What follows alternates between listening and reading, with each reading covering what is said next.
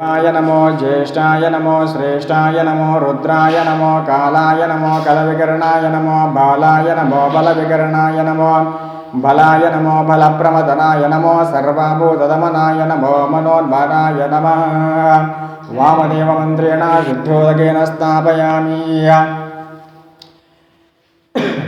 हरः ॐ यद्भक्तिले संवरकात् परमानंद संभवा तस्मै ते शरणाब्जाय पाद्यं शुद्धाय कल्पयेय पाद्याभिषेकं समर्पयामि।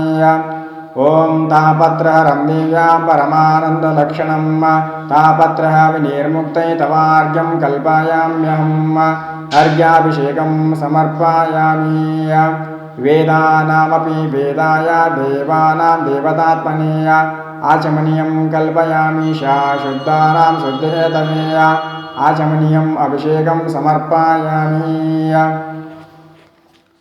हरः ॐ सर्वकालुष्यहीनाय परिपूर्णा सुखात्मने मधुपर्कं महादेव कल्पयामि प्रसीद मे पञ्चामृतम् अभिषेकं समर्पयामि।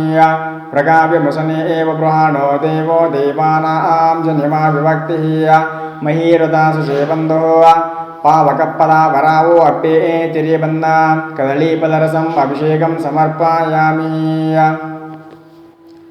हरः ॐ अभ्यञ्जनामभ्यञ्जन्याय यथा भागो मे वैनां प्रणीय सुगन्धतैलम् अभिषेकं समर्पयामि। ॐ नमो भगवते देवाय। गंगे च यमुने चैव गोदावरी सरस्वती नर्मदा सिन्धु कावेरी जलेऽस्मिन् सन्निधिं कुरु। शुद्धोदकं शुद्ध गंगाजलं समर्पयामि। अतः षोडशोपचार पूजां समर्पयामि।